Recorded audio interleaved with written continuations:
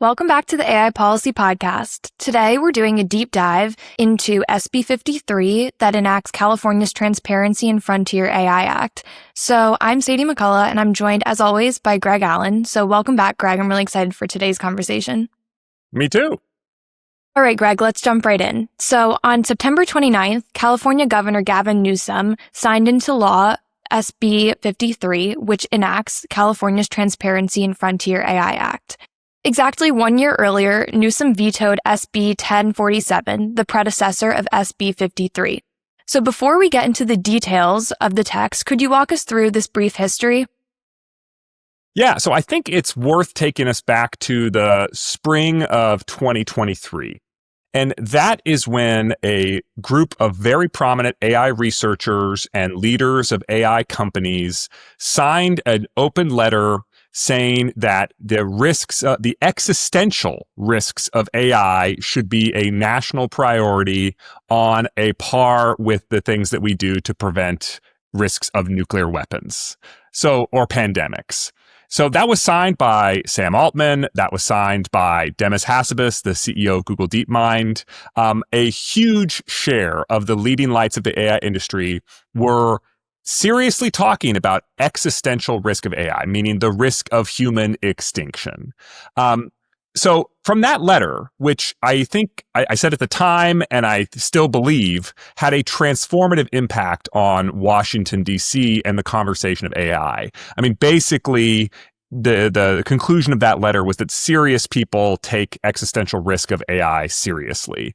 And so how can the government not take it seriously as well? These are a lot of things that people had been saying inside these companies. Now they were saying them publicly in the open, and in a way that was kind of impossible for the government to ignore. So out of that came the Biden administration's executive order. Out of that came Chuck Schumer's AI Insight forums when he was the Senate Majority Leader trying to come up with comprehensive AI legislation to address, among other things, catastrophic risks. And one of the other things that came out after a lot of folks were disappointed that there was no movement in the U.S. Congress was SB 1047, which was a landmark AI safety bill. And there's a bunch of reasons why this has the potential to be very important. Number one is, according to Governor Newsom, of the top 50 AI companies in the world, 32 of them are headquartered in California. So California, if it regulates even just the companies that, develop stuff in California, that can have big implications for what's going on in the entire AI industry as a whole. And the second thing is that California is a big market in the same way that Europe is a big market. So when Europe exercises its regulatory muscle, it's regulating, what gets to be deployed to the European market. And sometimes that can have major implications that go far beyond just the European market itself as people take those European standards and apply them globally. Such is the case in California, most notably with fuel efficiency standards. A lot of car manufacturers do not want to make one version of their car for the California market and another version of their car for the rest of America. And so California fuel efficiency standards have had an outsized impact in terms of driving U.S. automakers and companies that want to sell to the United States in increasing their fuel efficiency. SB 1047 was looking to extend that and do so in the name of AI safety, going after these potential catastrophic risks. And it had a bunch of pretty extensive provisions that at the time, I think to its proponents and to many others, seemed appropriate given the way those risks looked. If we're dealing with human extinction, then mandatory third-party audits don't seem that absurd, right? We have mandatory third-party audits for the people who run nuclear power plants. And they could only kill tens of millions of people, right? And you're saying that AI could kill literally every human alive? Well, it seems like maybe you should have, stricter regulatory standards. Well, that ultimately passed in California's legislature, but was vetoed, as you mentioned, Sadie, by California's governor, Gavin Newsom. He basically said that this bill was too onerous given where we are in the technology's evolution. It wasn't clear that the things that they were trying to do would actually solve the problems they were trying to solve. And so he vetoed it, but he also set up a commission to write a report to make recommendations to sort of address this balance. And that included some of the leaders of AI thinking from multiple different segments with a heavy, heavy emphasis on voices from California.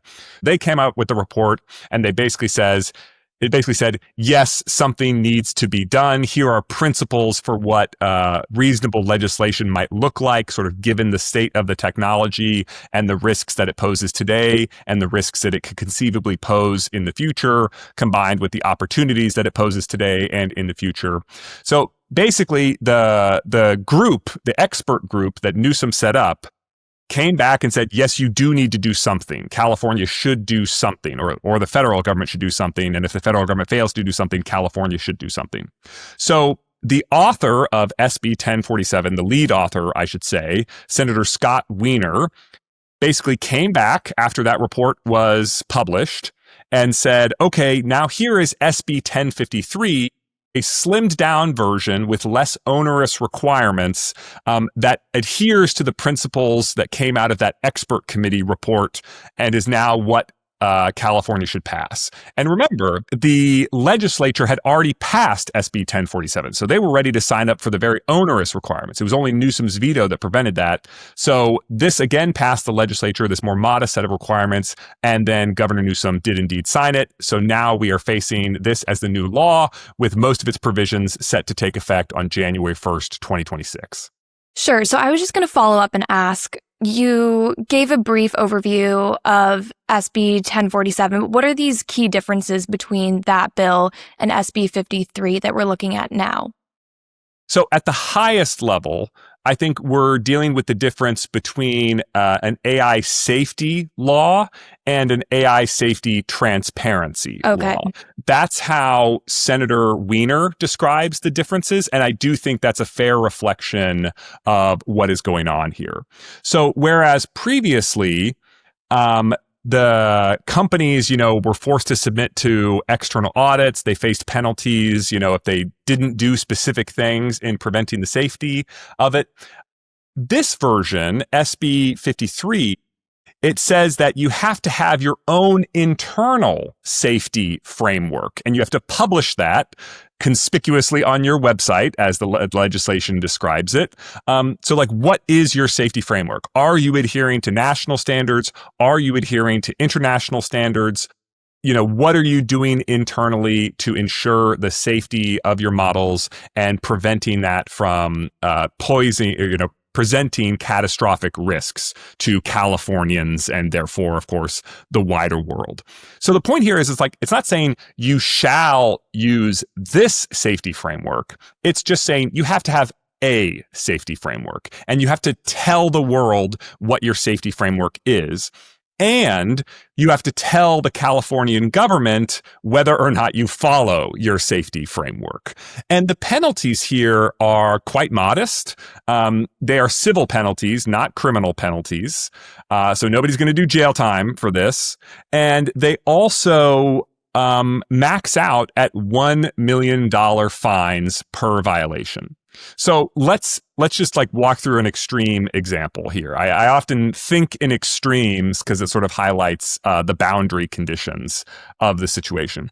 But let's imagine a hypothetical AI company called Evil AI. Not Open AI. This is Evil AI. Sure. They're not about openness. They're about evil. And they publish a safety framework, and it says we're not going to do anything serious other than have a staff meeting where we say safety's great and we should do it. And they publish that as their safety framework. Not necessarily anything bad happens to them, right? They could have a terrible plan for ensuring safety. But the thing is, now it's going to go out on the internet. And so the internet is going to see, okay, their safety plan is obviously a joke.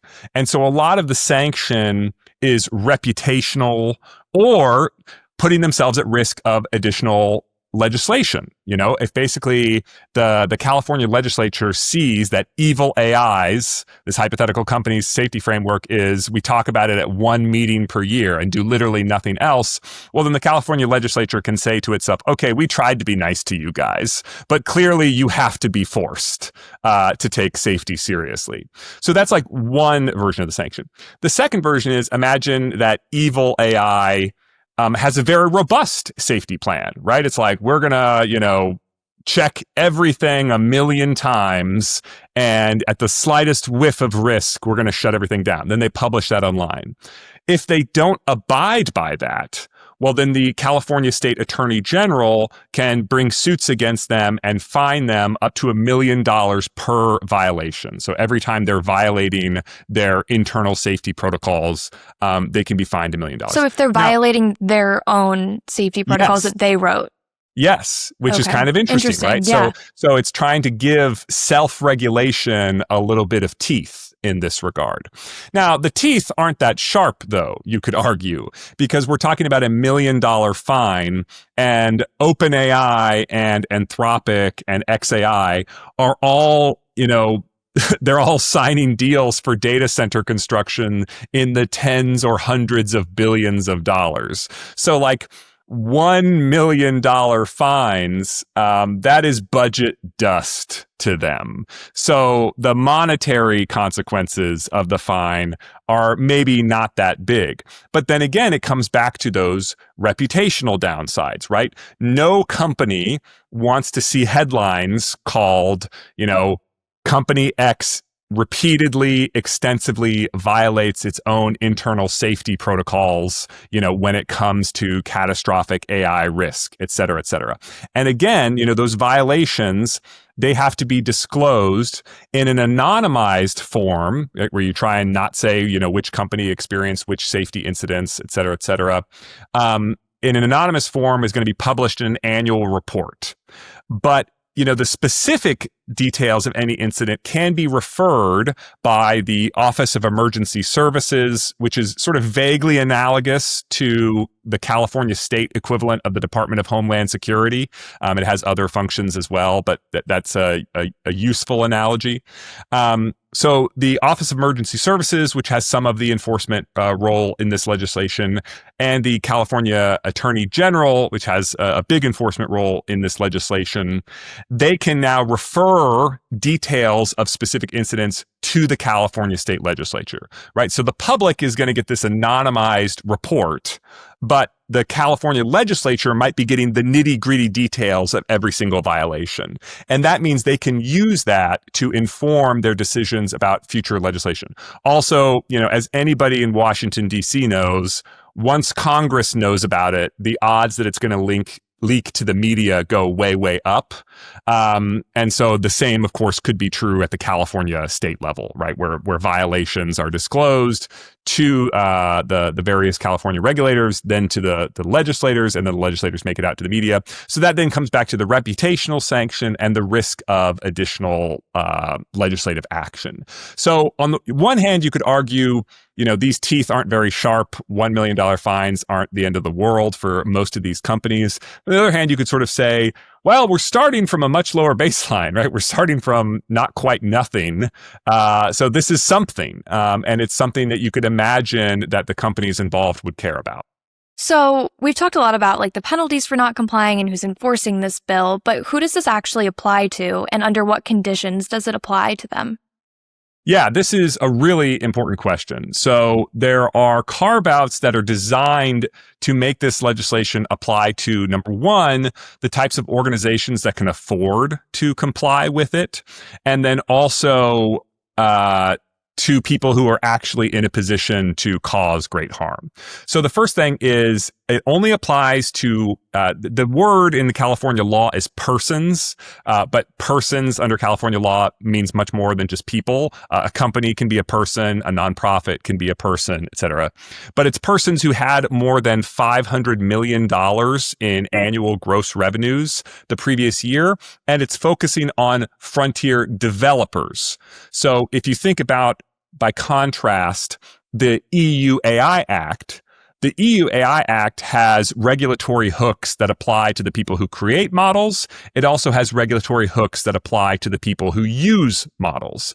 This legislation is overwhelmingly focused on the developers of the models, so-called frontier model developers. And because of this $500 million revenue position, it's not applying to small startups. It's only applying to those who are doing something at a relevant scale. So does this include AI labs as well? Yes, definitely. I mean, OpenAI is going to be hit, Anthropic's going to be hit, Google's going to be hit. Interestingly, there are, provisions in this dealing with open source and open weight models, but none of them limit the applicability of this regulation. So Meta will also be affected whether or not they are trying to sell their model.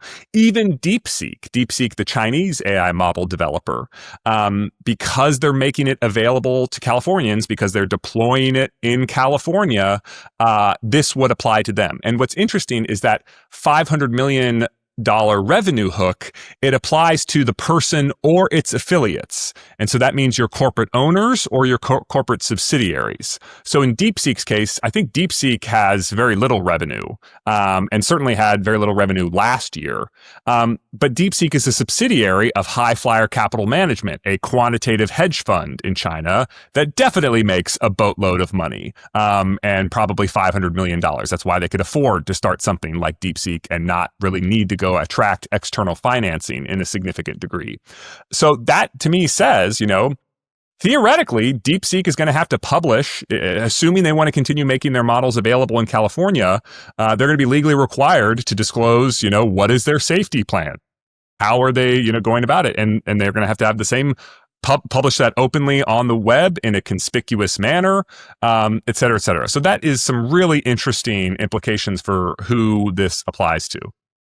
Okay, Greg, so you've already talked about frontier model developers who meet the financial threshold. Can you talk about other frontier developers that maybe don't meet this threshold and how it applies to them?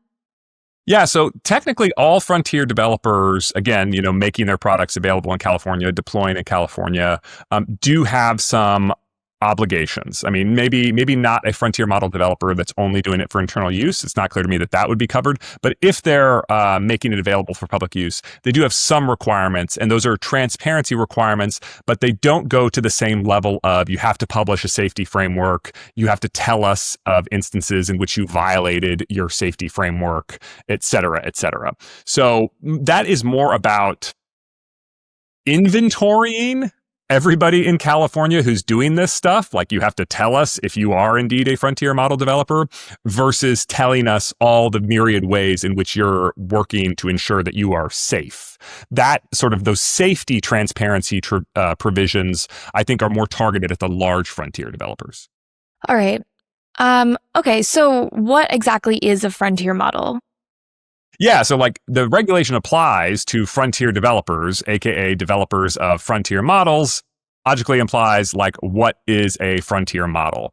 And what's so interesting here is that they have defined it using a familiar definition. Quote, a foundation model that was trained using a quantity of computing power greater than 10 to the 26th integer or floating point operations. Now that 10 to the 26th number, I think, will be familiar to many listeners of this podcast, because that is the same number that was used in the Biden administration's executive order. So what they're basically saying is we think that safety risk is correlated with intelligence, right? The smarter something is, the theoretical, greater degree that something bad could happen if that intelligence was put to bad use. So they don't really have a perfect way of measuring the smartness of a model. And so they're using this imperfect proxy, which is how much computing power was used during the training phase. And just to be clear, that really corresponds not to the amount of computing power that was used to train the original ChatGPT. It's really like one level beyond what was available at the time of the Biden administration executive order. So what they're sort of saying in the executive order, they were saying, we don't want these stipulations to apply to the state of the art now, but whatever the state of the art is going to be a year from now, it's going to apply to you. Well, now we're past that year, right? So this applies to everything that is the state of the art right now, is using more than 10 to the 26th.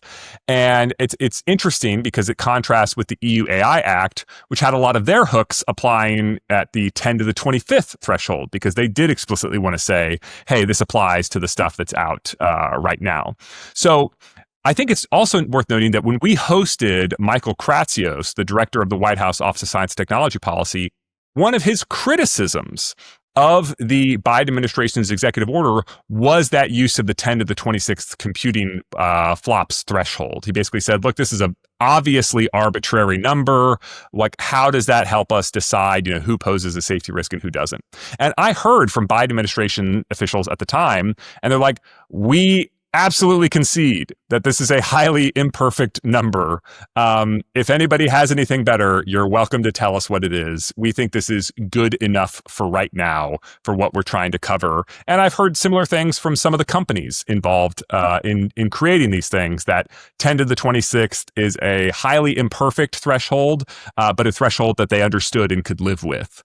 So here we are. Now that 10 to the 26th is being incorporated into, one of the most important pieces of state AI regulatory legislation that we've seen.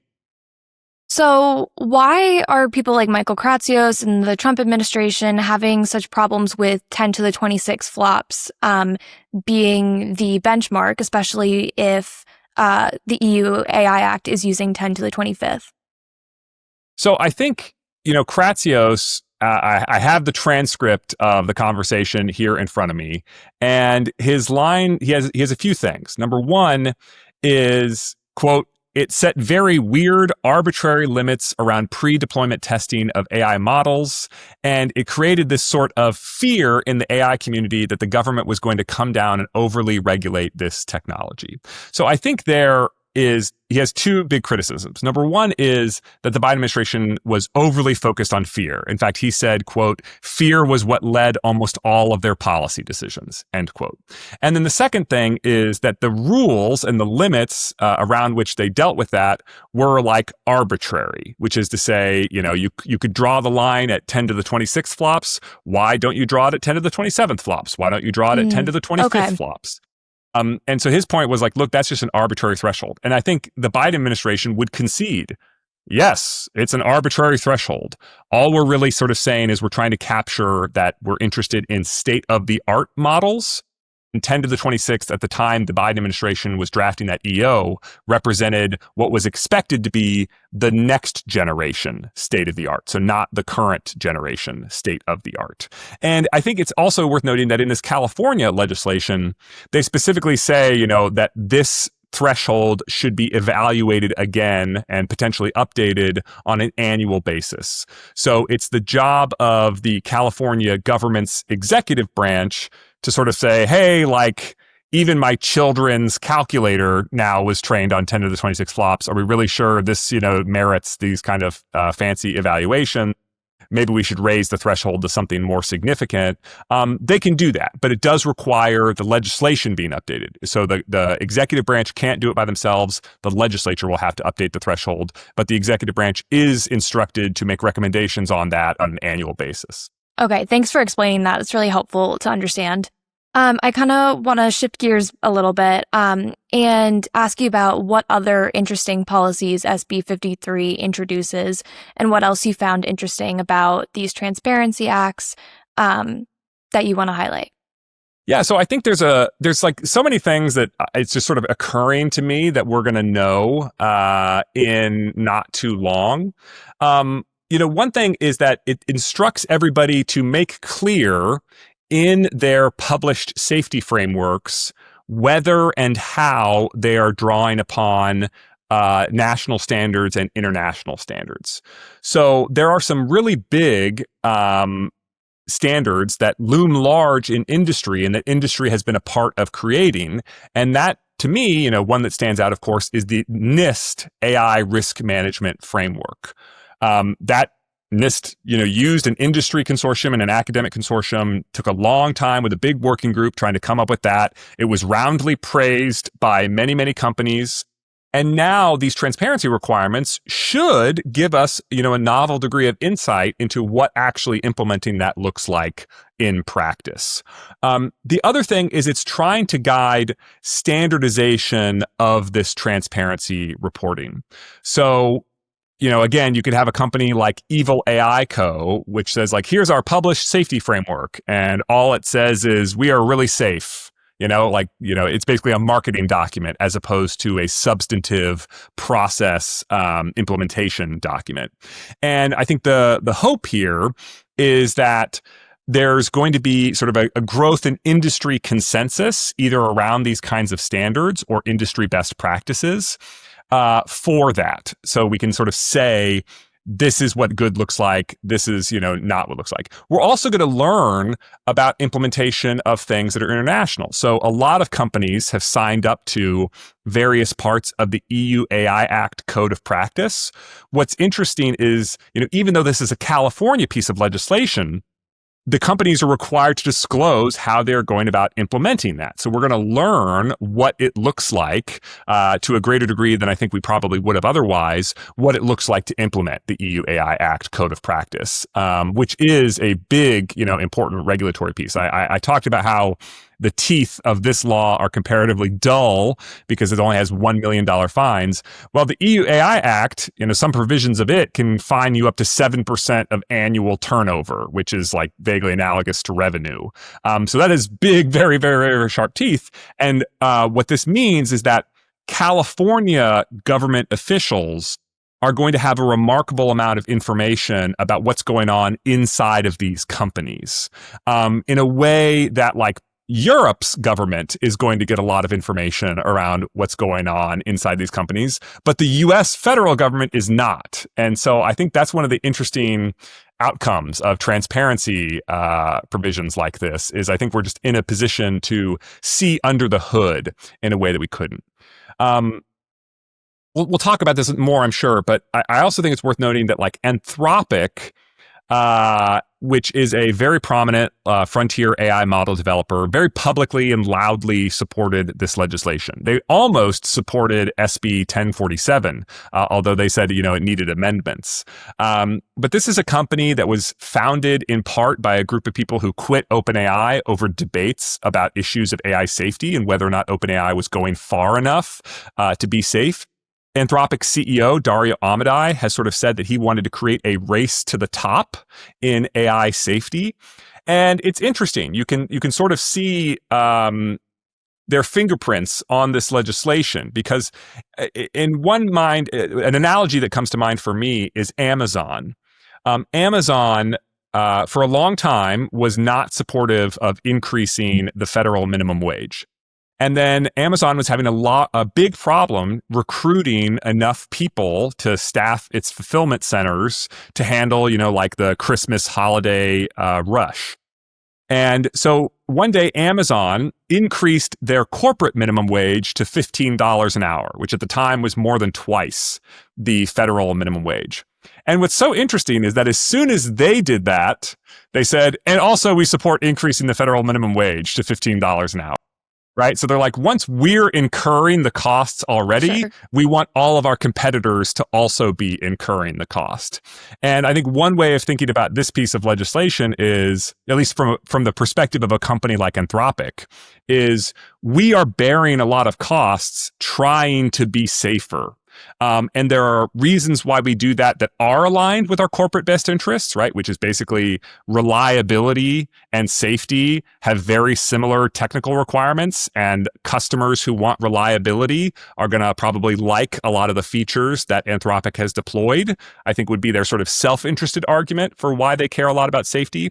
But there's also the societal part of AI safety, like the risk of, accidentally helping bad people create bioweapons or really powerful cyber weapons, et cetera, et cetera. And there, Anthropic doesn't want to be alone in incurring those costs of safety. They want their competitors to also be incurring those costs and taking safety seriously. And so that's how legislation, such as this, it doesn't force every company to be way, way safer, but it does help force, I think it's fair to say, companies be honest about the extent to which their safety practices are less robust than hypothetically somebody like Anthropic. So I'm seeing a lot of comparisons and similarities between this policy and the EU AI Act, which is obviously highly debated in the US right now. So how have AI companies and other stakeholders reacted to SB 53 so far? Well, I think there's been a diversity of opinions, but all of them are best understood in comparison with SB 1047. So there are people who opposed SB 1053, people in organizations who opposed it. So, for example, the venture capital firm A16Z, which is headed by Mark Andreessen, they've had people come out opposing SB 53, saying it's still too onerous, it's still too early to have this kind of regulation, and outright opposing it. But what's interesting is that there was a lot of people who opposed SB 1047 who were silent on the SB 53 debate. So I think you saw companies like Google, which explicitly opposed SB 1047, saying it goes too far, it's too much, and then were silent in the SB 53 debate, which I think is noteworthy. And then you also have folks like Anthropic who are loudly endorsing it, and they were close to supporting SB 1047, but did not, and they have this time. And I think perhaps one of the most interesting endorsements in the entire conversation comes from Dean Ball, who was previously a senior advisor in the Trump White House, and he had opposed SB 1047. He had been a part of debates in the U.S. government and especially the Congress about state preemption of federal preemption of state-level AI regulation. And he had some pretty kind things to say about SB 53. So here's one quote that he posted on X. Quote, "It is rare that a state law introduces a genuinely novel legal mechanism, but the latest version of California's Frontier AI Safety Bill, SB 53, does just that. SB 53 outlines a mechanism whereby the state government can designate a federal law, regulation, or guidance, even if the federal thing doesn't preempt, as meeting the standards set forth by state law, and thus allow companies to opt into complying with state law via a federal alternative. Really interesting, almost as though even California is saying, please, federal government, make some federal standards for AI." And I think that line is so interesting because some of the criticism of SB 53 is that hey, AI is best regulated on a federal level. And what's so interesting is the companies who are saying AI is best regulated on a federal level, California, which through this legislation has some of the most important state legislation, is saying we also agree it would be best if this was regulated on a federal level, and we are creating hooks in our mechanism that can allow federal regulation to supersede us, and they almost encourage that from being the case. Now, one final thing I think is worth saying from Dean Ball, it comes from a Substack post where he basically said, I found myself opposed to California's Frontier AI Safety Bill, SB 1047. And then he goes on to say, my confidence in the catastrophic risk threat model improved, and a year later, I find myself supportive of California's SB 1047 sequel, SB 53. So he's straight up endorsing it, which I think sort of says, this is a pretty modest set of requirements going on companies.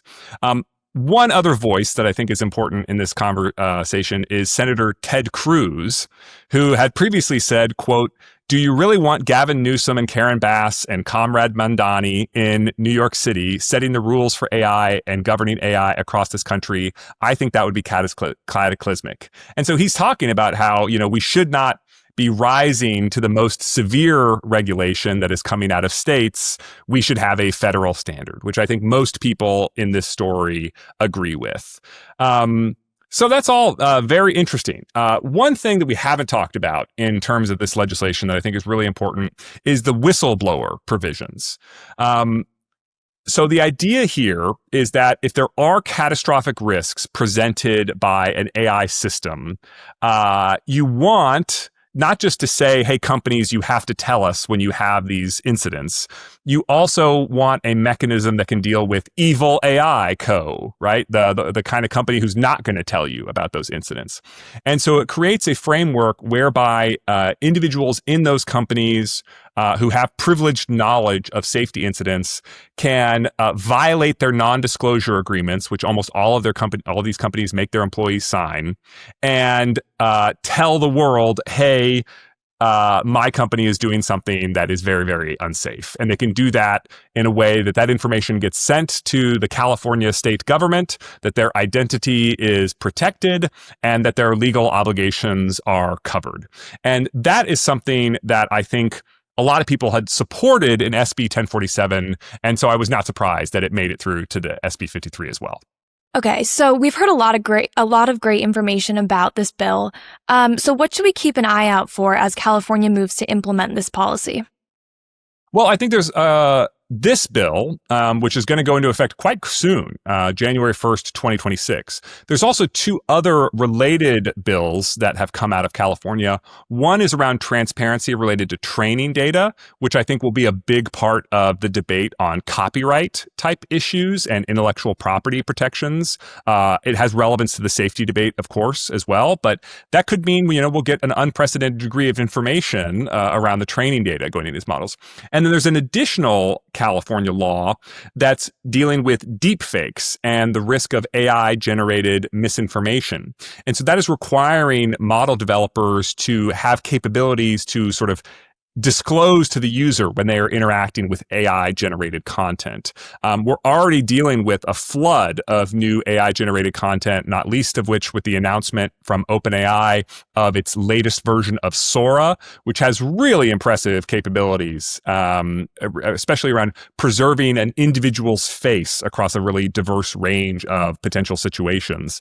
And so having the models sort of embed like this is AI into that, I think is going to be really interesting. And California is one of those states that has been putting regulatory muscle behind that.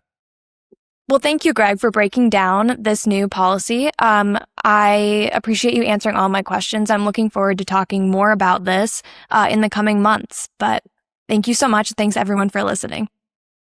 Great. Thanks, Sadie. Thanks for listening to this episode of the AI Policy Podcast. If you like what you heard, there's an easy way for you to help us. Please give us a 5-star review on your favorite podcast platform and subscribe and tell your friends. It really helps when you spread the word.